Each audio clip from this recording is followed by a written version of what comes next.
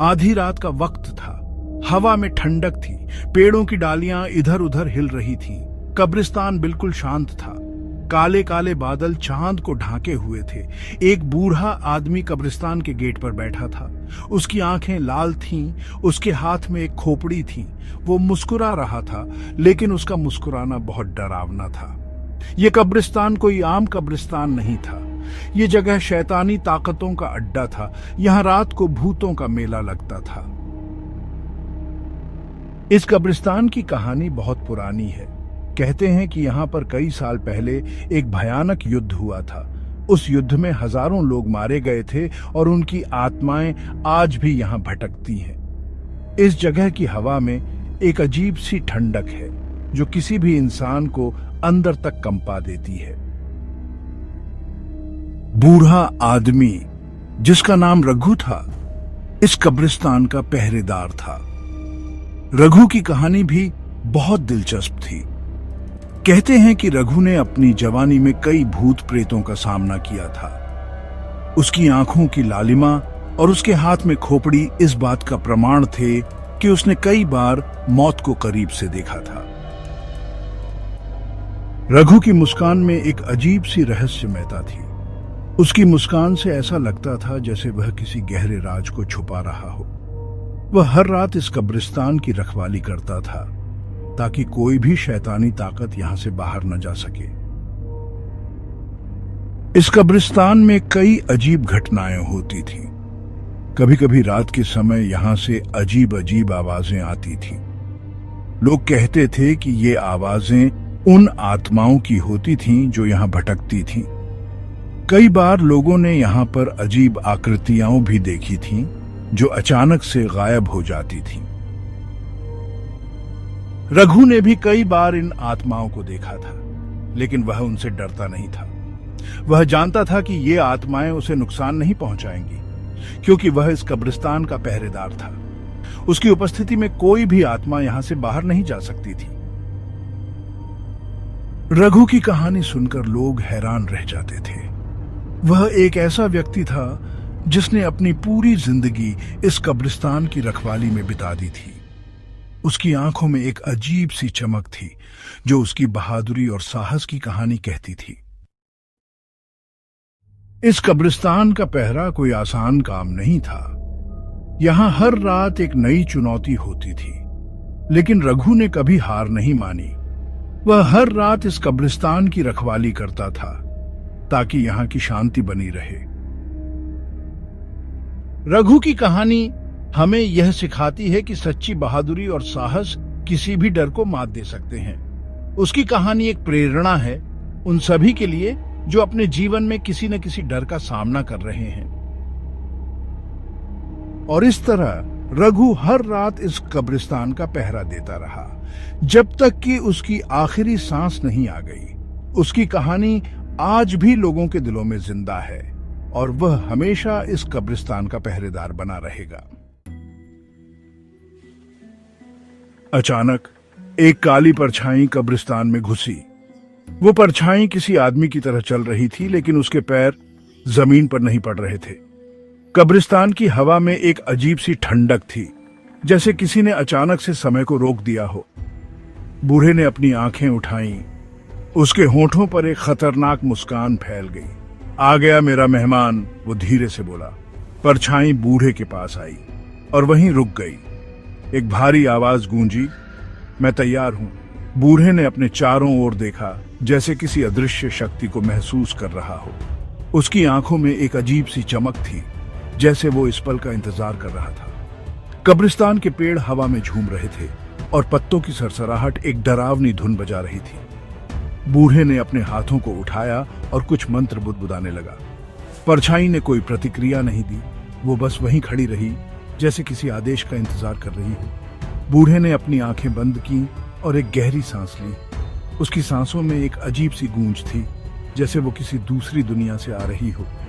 उसने अपनी आंखें खोली और परछाई की ओर देखा। उसकी मुस्कान और भी खतरनाक हो गई। उसने धीरे से कहा, तुम्हारा समय आ गया है। परछाई ने सिर हिलाया, जैसे वो बूढ़े की बात समझ रही हो। कब्रिस्तान में अचानक से एक तेज हवा चली। और बूढ़े के चारों ओर धूल का बवंडर उठ गया। परछाई ने एक कदम आगे बढ़ाया और बूढ़े के सामने झुक गई। बूढ़े ने अपने हाथों को परछाई के सिर पर रखा और एक जोरदार मंत्र पढ़ा। परछाई ने अपनी आंखें बंद कर लीं और एक तेज रोशनी में बदल गई। बूढ़े ने अपनी आंखें बंद कर लीं और एक गहरी सांस ली। उसकी सांसों में एक अजीब सी गूंज थी, जैसे वो किसी दूसरी दुनिया से आ रही हो। उसने अपनी आंखें खोली और परछाई की ओर देखा। उसकी मुस्कान और भी खतरनाक हो गई। उसने धीरे से कहा, तुम्हारा समय आ गया है। परछाई ने सिर हिलाया, जैसे वो बूढ़े की बात समझ रही हो। कब्रिस्तान में अचानक से एक तेज हवा चली और बूढ़े के चारों ओर धूल का बवंडर उठ गया। परछाई ने एक कदम आगे बढ़ाया और बूढ़े के सामने झुक गई। बूढ़े ने अपने हाथों को परछाई के सिर पर रखा और एक जोरदार मंत्र पढ़ा। परछाई ने अपनी आंखें बंद कर लीं और एक तेज रोशनी में बदल गई। बूढ़ा जोर से लाफ्ट। उसने अपनी हथेली पर रखी खोपड़ी पर उंगली घुमाई। खोपड़ी की आंखों से लाल रोशनी निकली। ये लो, बूढ़े ने कहा। उसने परछाई को एक तावीज दिया।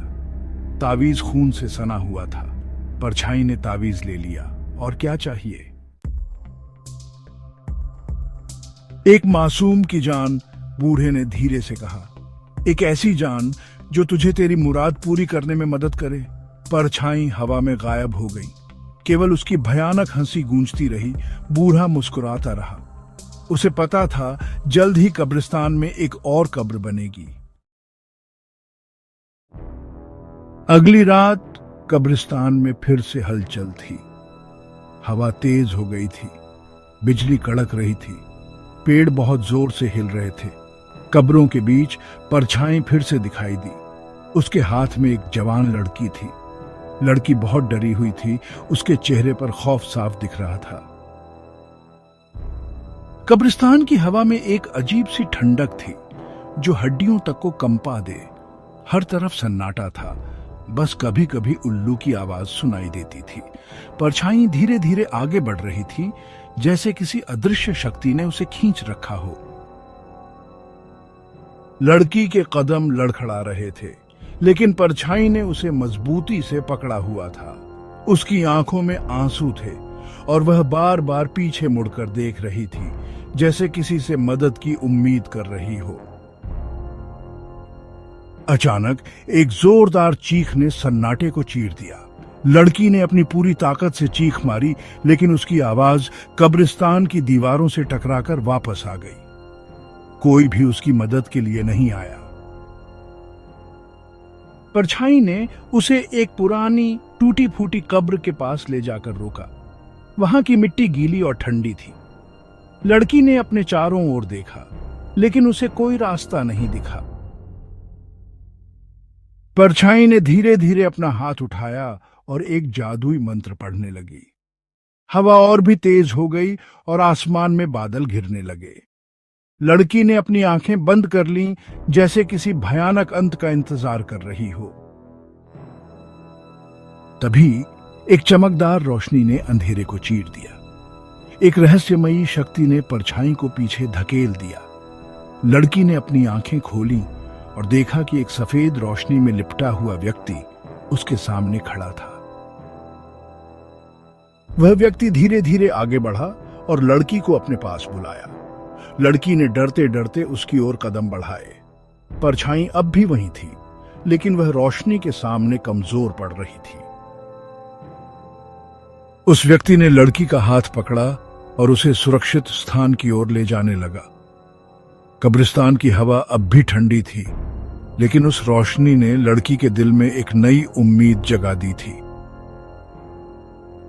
लड़की ने पीछे मुड़कर देखा और देखा कि परछाई अब पूरी तरह से गायब हो चुकी थी। वह व्यक्ति उसे कब्रिस्तान से बाहर ले आया और लड़की ने राहत की सांस ली। उस रात कब्रिस्तान में जादू का नंगा नाच खत्म हो गया था, लेकिन लड़की के दिल में उस भयानक अनुभव की यादें हमेशा के लिए बस गईं। वह जानती थी कि उसने एक भयानक रात को पार कर लिया था, लेकिन वह कभी भी उस कब्रिस्तान को भूल नहीं पाएगी। परछाई ने लड़की को एक कब्र के पास फेंक दिया। लड़की चिल्लाई, मुझे छोड़ दो, मुझे यहां से जाने दो। लेकिन उसकी स्क्रीमें बेकार थी।